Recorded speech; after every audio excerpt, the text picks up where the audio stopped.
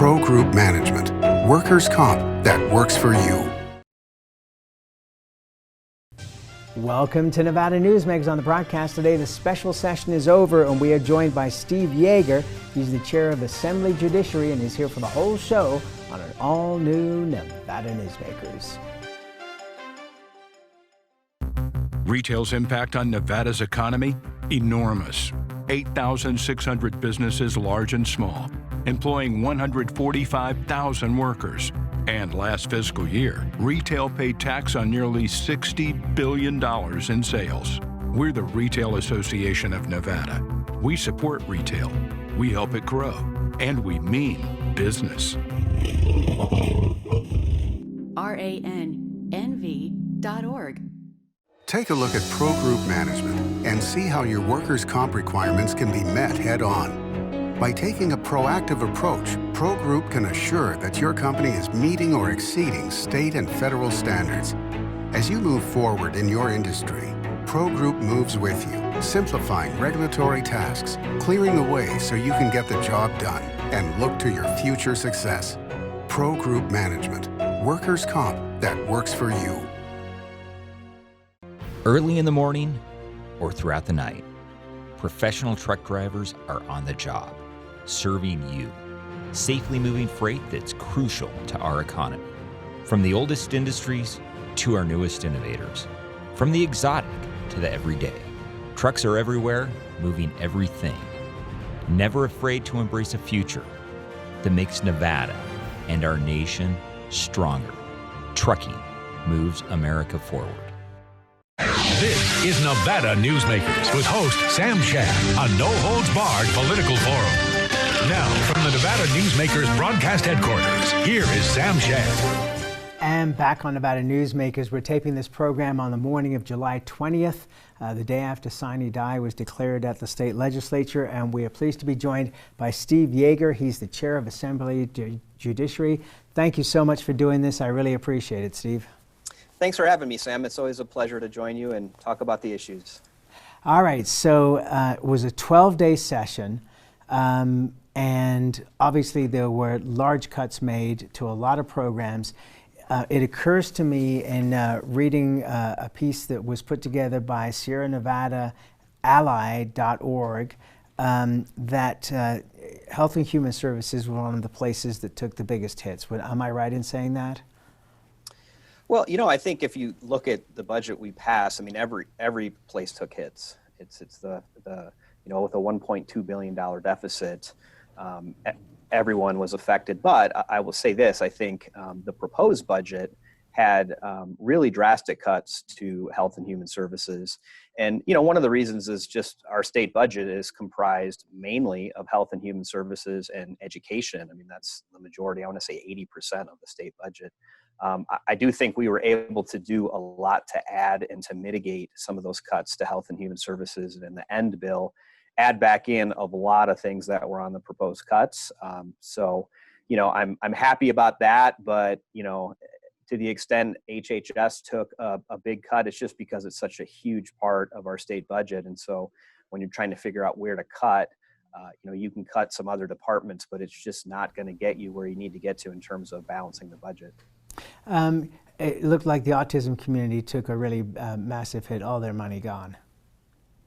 Yeah, you know, some of those things and some of the behind the scenes was really reaching out to folks who are were going to be affected by those proposed cuts and figuring out, you know, did they have reserve funding that they could use? So although sometimes the numbers look great in terms of what was cut, there are situations where there are reserve funds that those organizations could tap into. And I believe autism was one of those. So although the cut looks very dramatic from the outside, you know, we were able to work with them to figure out that they're going to be okay to be able to at least get through the next cycle. I mean, that being said, obviously we didn't want to cut anything. I mean, it was not a fun experience to be up here having to make these really tough decisions. But, you know, we tried to do the least amount of harm possible when we looked at how do we restore what we can restore, but still do what we're constitutionally mandated to do, which is to balance our budget.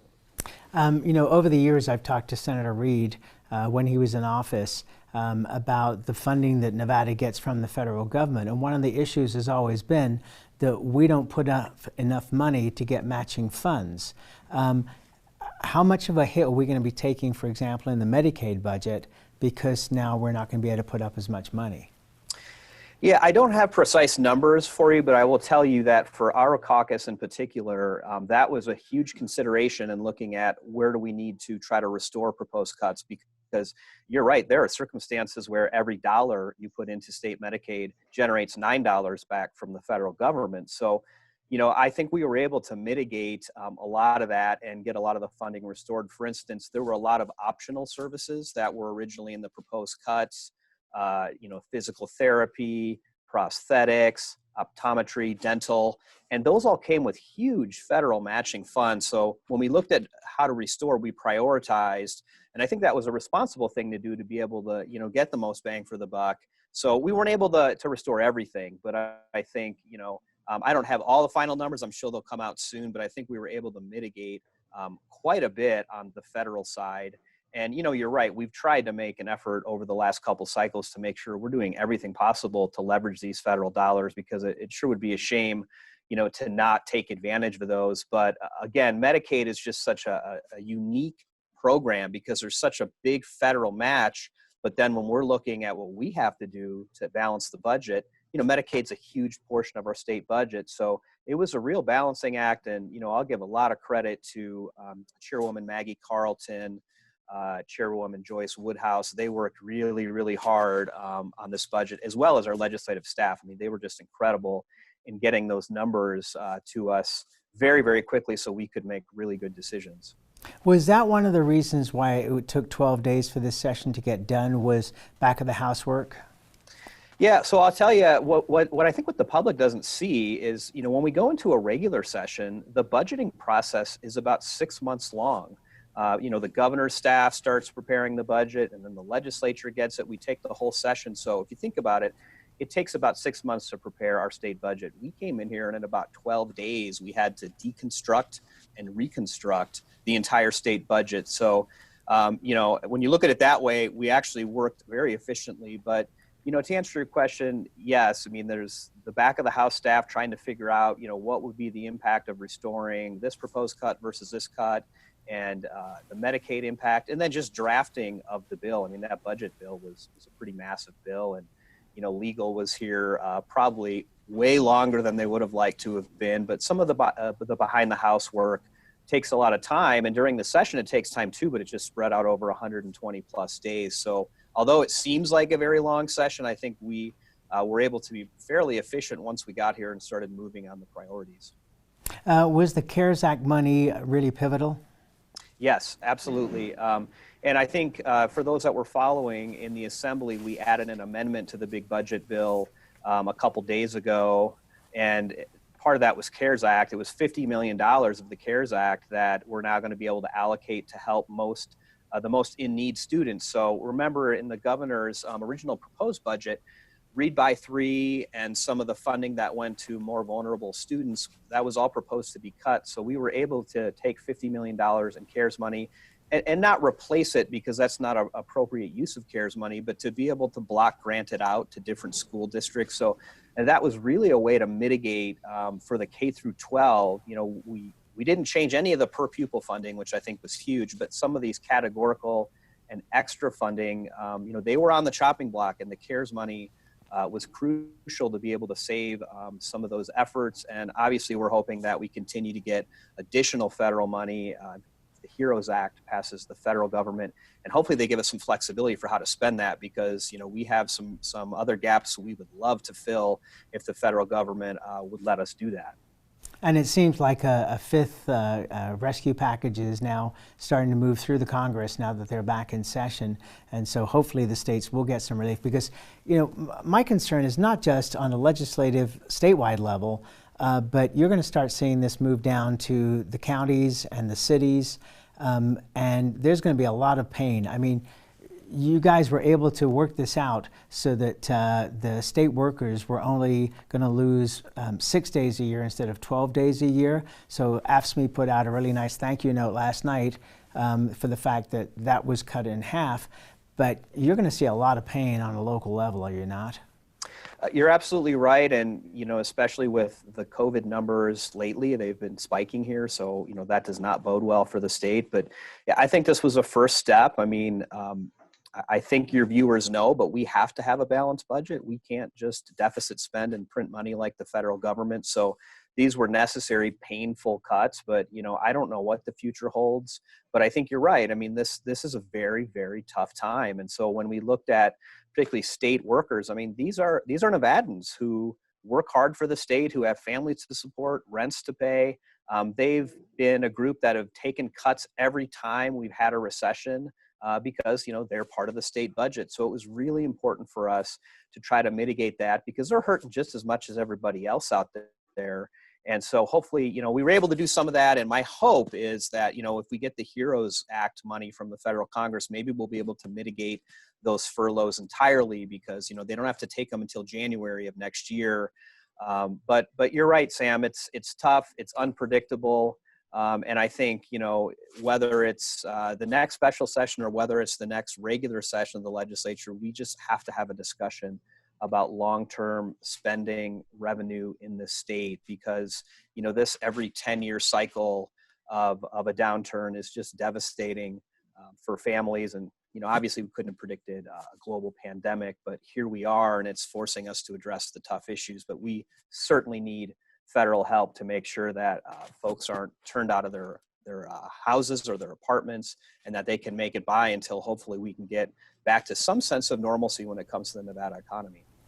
I'm going to play devil's advocate here because, as you well know, people on the right have been saying for quite a while now that the state workers have been exempt from the pain that the private sector has gone through, where tens of thousands of people have lost their jobs completely or have been on furlough, and that money is about to run out at the end of July unless the federal government does something about the unemployment.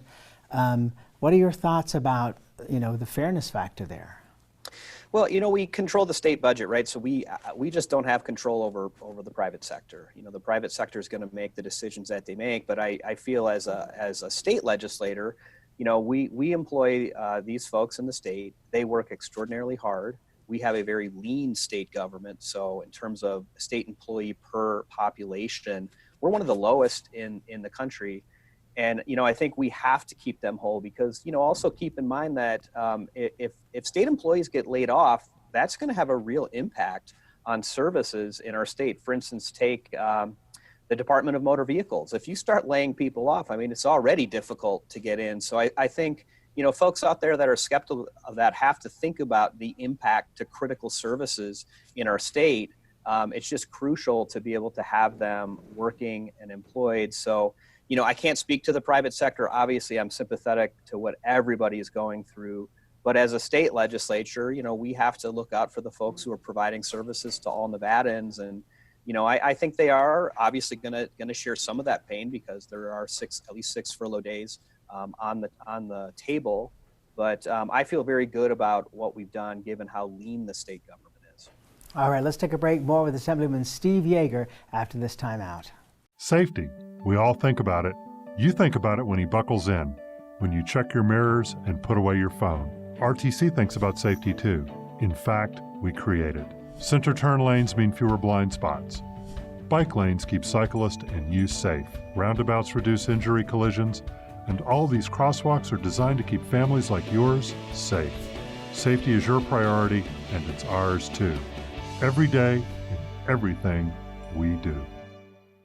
Ahern Rentals began as Signal Gas Station on Las Vegas Boulevard. Founder John Ahern grew the business by offering rentals. His son Don built on John's legacy, growing Ahern Rentals into the largest independently owned American rental company, with 89 locations in 30 states. Don also brought his experience and vision to equipment manufacturing with Extreme Manufacturing and Snorkel.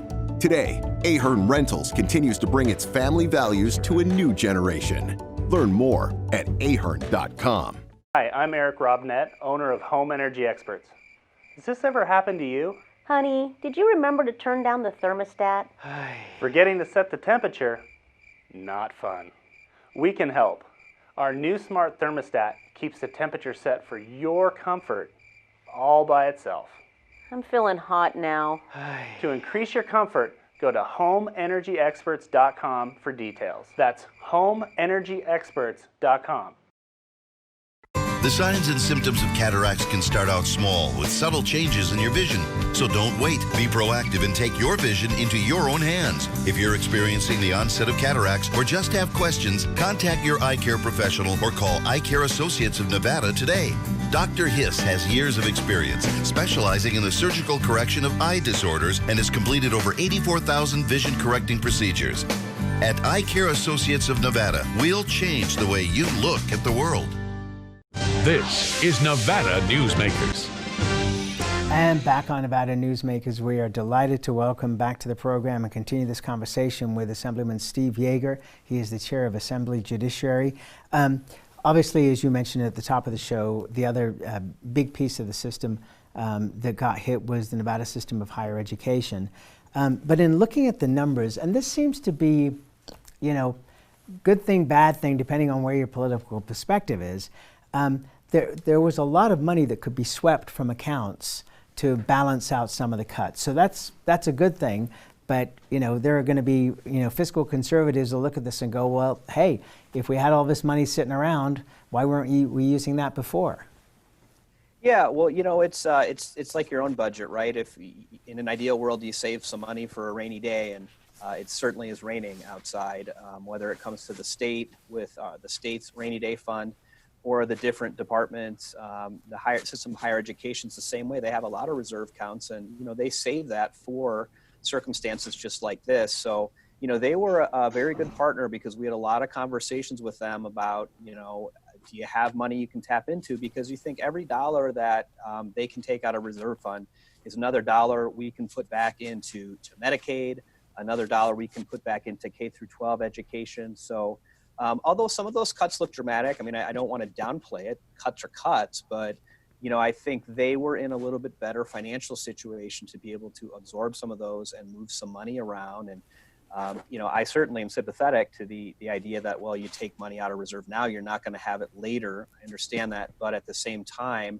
the state's really in a crisis financially, so we need everyone to pitch in. And we did the same thing on the state side too, to look at state agencies and departments and what reserve funds do you have. Now, will there be a reckoning in the future? Hopefully not. Hopefully we get the economy going again. Hopefully we get the federal money. But our focus was on making sure we didn't cut critical services that are going to make real differences in the day-to-day lives of Nevadans. Let's talk about something that Robert Lang from Brookings West wrote about last week, which is what he claims are the inequities still with the funding between UNLV and UNR. And Jill Derby, former regent for 18 years, was on the program. She was chairman of the Board of Regents for many years. Says that, since the passing of Bill Raggio and others that protected UNR, that doesn't really add up. Tell me what your thoughts are briefly, because we got a ton of other stuff to get to, on the inequities, if any, between the funding for UNLV and UNR. Well, the good news, Sam, is I don't have a huge perspective on this just because I haven't been on Ways and Means over the years. So what I'll say on it is there's certainly that idea out there, and I've heard that before, but I think, Chairwoman Carlton and Chairwoman Woodhouse of the two finance committees, I think, have worked really hard to make sure that both institutions are treated equitably. To the extent that's not the case, I think in the future you're going to see more equity between those institutions. So, that's really all I can say on it at the moment, that, we're aware of it, and if it's there, we'll work on it. All right, let's take another break. We'll be back with Assemblyman Yeager after this timeout.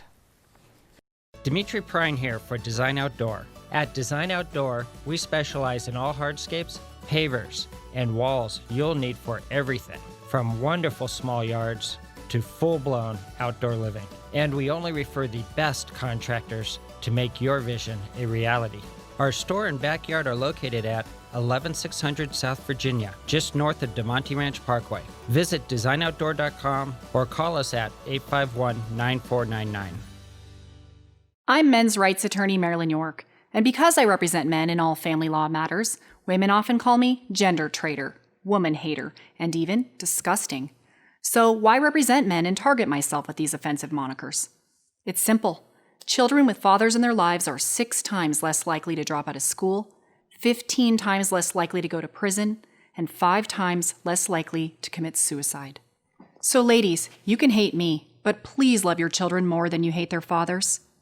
Hi, I'm Dave Newman. Remember me? I used to be the house detective, and now I'm a realtor, full-time at RE/MAX Realty Affiliates. A lot of people ask me, how's the market?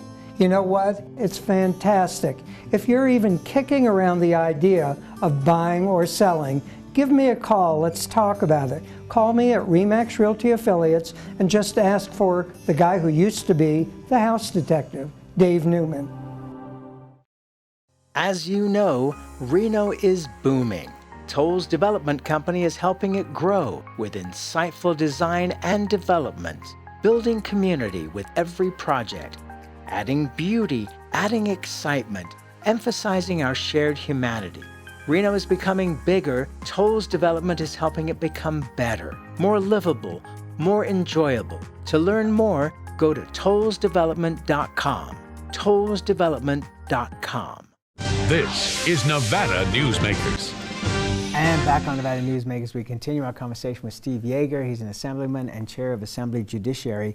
Tell me about this whole deal with mining. It seemed to come out of nowhere, and was mining prepared for this? What was that all about? Well, there's a couple different things on mining. The first piece was the prepayment of their taxes. They were prepared for that. They'd done that before. I believe they were consulted, were okay with that. So that was one piece of it. And that was the original Assembly bill, or Senate Bill 3, I think it was. The second part on the mining deductions tax, the mining deductions that would increase the mining tax. I think the reason that came about was our caucus really felt strongly about the need to raise additional revenue to try to mitigate some of these cuts. And when we started looking at some ideas, this was not a new idea. It was brought in 2011 by the late Peggy Pierce, Assemblywoman Peggy Pierce. So the good news was the bill was already drafted. It was pretty easy to just kind of revive that.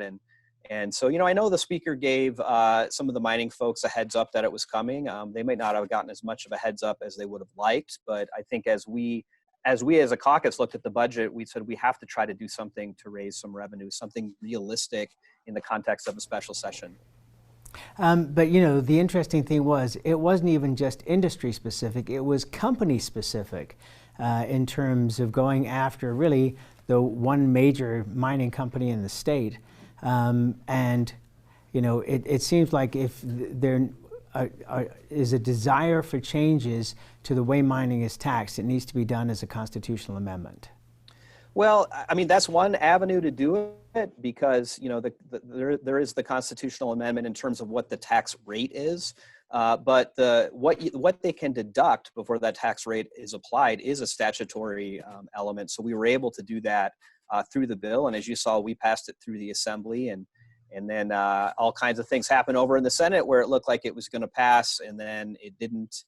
So that was certainly disappointing, but I think that we started that discussion, and I would anticipate in the 2021 session we'll continue that discussion, because from voters that I talk to, they don't feel like mining is paying their fair share of taxes because of the constitutional protections and otherwise. And I can't say I disagree with that, but we'll continue the discussion through the next session and see if we can find something equitable. Did a gaming tax ever come up, an increase in the gaming tax from 6 3/4, which is potentially the lowest gaming tax in the world? And I'm not saying that it needs to be raised, because I think that's one of the reasons why we continue to grow in Las Vegas, is because companies know that they can come here, and that's a huge benefit, and they spend billions of dollars building these buildings. But did the idea ever come up? I was not involved in any discussions where that idea came up. Now I can't speak for others. The only one that I was directly involved in was the mining one that we actually brought and passed. So I don't know the answer other than to say it wasn't something that I talked about or discussed with anybody. Okay, so probably our last question here. The governor made the point yesterday that there's not going to be a special session anytime soon because he has concerns about COVID.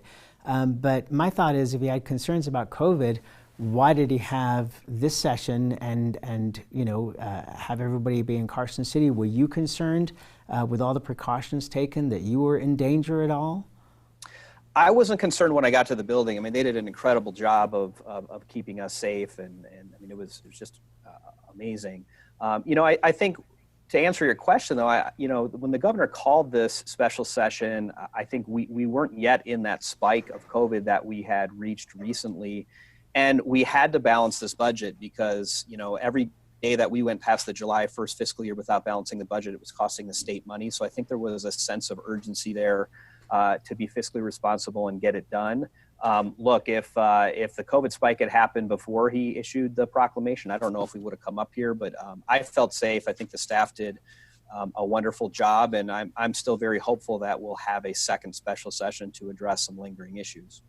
And the Legislative Council has said that you can do it by Zoom. So, I don't really see what the problem is unless the governor has not figured out exactly what he wants to have in a second session. That's for me to say, and you don't even have to answer that. Well, so. I mean, one of the issues, though, Sam, is to be able to do it through Zoom, we have to adopt that rule. So it's a little tricky because I think people have to be authorized to participate, but they probably have to be here for the adoption of the rule that authorizes them to participate. So it's a little tricky at the beginning of a special session, but we'll figure that out later, I guess.